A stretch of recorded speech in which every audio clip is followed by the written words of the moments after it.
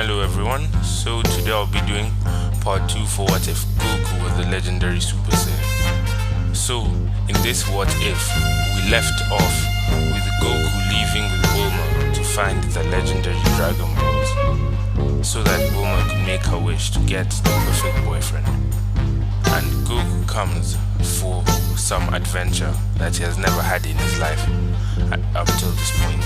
So, as we continue with our story, Goku curb stomps every major villain.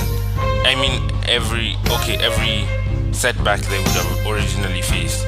Like, for example, when the dinosaur first takes Bulma in this scenario, Goku just flicks the air, right? And then the dinosaur instinctively drops Bulma and gets hit with air pressure that literally kills the dinosaur due to that one flick. Then after that, when the Pilaf gang was coming in the robot to try steal the Dragon Balls, Goku literally dismantled that robot and sent the guys flying with one punch. And in most other scenarios, like with Oolong, I would say it goes as canon, because if it doesn't, Oolong is dead at this moment. And then with Yamcha, right? Even though Goku is hungry, right? He's able to, in this scenario, beat Yamcha, because even though he's hungry, the power level difference is so high that even Yamcha's skill can make up for the difference. So then, here now we go to the Ox King's castle, right? The Ox King's house, he's on the mountain, which is on fire, right? And the Ox King wants to get something from there, and that's where the Dragon Ball is. So the Ox King tells Goku about his master called Master Roshi, who trained him and even Master Gohan, and he gives him the directions to where Master Roshi will be. So Goku decides to leave Bulma and Chi-Chi and the Ox King at the mountain, and to go find Master Roshi. So he goes and finds Master Roshi, and he realizes, first of all, he doesn't seem like he'd be very strong, but second of all, he has a Dragon Ball on his neck, which could be quite useful. So as he's approaching Master Roshi starts shaking, because this is like the first time a power level so high has ever been near him, and he didn't know exactly what it was. He was shocked and he was scared. So as he gradually sees the figure that's approaching him, he sees it's a little boy, and he's shocked on how a little boy had acquired such high power. But he asks the little boy, "Hey, who are you and what do you want?" He's trying to come off as intimidating, because he doesn't want to look like a coward in front of a little child. And then Goku explains how he needs the Dragon Ball on his neck for a friend of his, and he also needs Master Roshi to come to the Ox King's house, because it's on fire, and he needs Master Roshi's Banshu fan to extinguish the flames. So Master Roshi agrees in this scenario, but on one condition. Master Roshi thinks, if I could train this boy on the techniques of the Tetro school, if whenever Piccolo ever comes out, this boy will be able to easily stop him, and he'll be able to be a suitable protector for this earth. So Master Roshi tells Goku, I'll go with you and I'll do all that you've asked, on one condition: you must allow me to train you. And Goku thinks in his head, why would I want an old man who's not even that strong to train me? But Goku says, it's fine, training is training. So Goku finally agrees. So when Goku and Master Roshi go to the Ox King's mountain, which is on fire, Master Roshi, as in canon, extinguishes it with a Kamehameha. But then, right, it takes out like the whole mountain, as we saw in the original.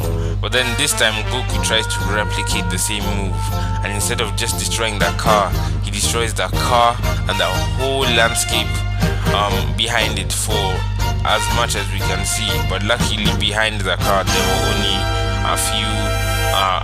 a few plots of grass, and they were uninhabited, so no one actually died because of Goku.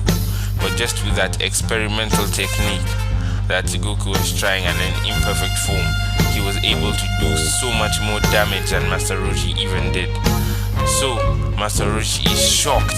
He almost falls down in shock, and he says, "Hey kid, that took me 50 years to learn, and you're literally doing it. You literally did it in like 10 seconds." Then Goku giggles to himself. But then after this, Master Roshi says, "Hey boy, a deal is a deal. Now you have to come with me and train." But Goku says, "Hey, wait, give me a few weeks, old man. I have to help this girl find her 2 more Dragon Balls before I can finally come and train with you." Okay, so then in this scenario, Goku and Bulma find the other 2 Dragon Balls, right? But then the Pilaf gang again tries to take these guys into prison, but even like before they even can, in this scenario, they have to plan it better, because now they know Goku could destroy everything they have. So this time they try to get something that will make Goku fall asleep for a while, so that while he's sleeping they can take the Dragon Balls and they can win.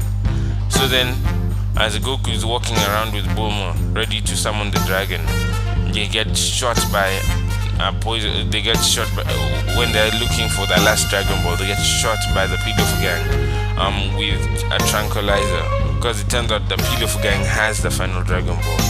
So while they fall asleep, the Pilaf gang takes them and puts them in the prison as original, and as they're about to summon the dragon to make their wish to so that Pilaf can become the king of the world. But then in this scenario, Goku wakes up and he's angry this time, because he's like, no one has ever done that to me before, and I'm not gonna let a few peepsqueaks try to do that to me. So Goku is angry. He punches the cell of the prison and it shatters, like the wall shatters into pieces, and the Pilaf gang is literally shaking and peeing their pants at this point, because the look on Goku's face is a look of anger. So as Goku's power level even rises at this point, Goku walks up to them and is about to hit them so hard that in just like the air pressure from the punch would be able to kill them. But then Bulma tells him, "Hey Goku, don't do that. They're just sleazy goofballs. You don't have to kill them, because if you do attack them, they will certainly die." So then Goku says, "Okay, I won't do that." But then he instead carries the Pilaf gang and throws them so far that they land in an ocean on the like hundreds of kilometers away, so that they won't be able to interrupt Bulma or Goku again. So then because Bulma in this scenario says that she has found the perfect boyfriend already, she instead gives the wish to Goku, and she asks Goku, "Aren't you curious why you are so much stronger than everyone else?" And then Goku says, now that I think about it, it is actually quite nice but quite annoying. It's quite nice because I know at least I'm the strongest to my knowledge, but the problem is I don't have any challenges, and that really makes me bored. So Goku instead makes the dragon and asks him one question. Dragon, why is it that I am much stronger than everyone else? Then the dragon says, Goku, that is because you are the legendary warrior from an alien race called the Saiyan. And Goku says, a Saiyan, what is that? A Saiyan is your species. That's where you and the people you come from. So your parents are Saiyans also. But then Goku says, I don't have parents, I only have a grandpa. But then Shannon explains to Goku how he came to planet Earth and how his parents died trying to save him. So in this scenario, Goku thinks that maybe if it's possible, he'll try to revive his parents now that he knows how he got his powers and the effort his parents put into making sure he comes back, he is alive again safely. So Goku asks Shenron, would it be possible to revive my parents and then transport them to Earth immediately. But then Shannon says, sorry, that is beyond my power, as you only have 2 wishes, as you only have 1 wish, but this will require 2 wishes. Unless you can meet the creator of my creator, who will then be able to upgrade me to be able to do 2 wishes of that power or even more. So Goku thinks and he decides this is a good idea, as his creator must be crazy strong to make a dragon with such limitless power. So Goku agrees and he asks the dragon instead to send him, and he asks Bulma, do you want to come also? And Bulma says, no, it's fine, I want to spend some time with my boyfriend Yamcha. So then Goku says, okay, that's fine. So then Goku says, to the person who created you, and then the Shenron says, it is done. And as soon as he says that, Goku is teleported to Kami's lookout, and the dragon disappears. So in this scenario, we now see a green old man and a very dark short figure walk up to Goku, and a voice asks, who are you? And Goku says, I am Goku, and I need your help to revive my parents. So for now, this is where I'm gonna stop the what if, and please tell me if you like the second part, because if you do like it, let's say, because I didn't quite hit 8 likes, but let's say this time let's do 7 likes. If I get 7 likes, I'll post a part 3 to this, if that's what you guys would prefer. Have a good day, guys. Bye.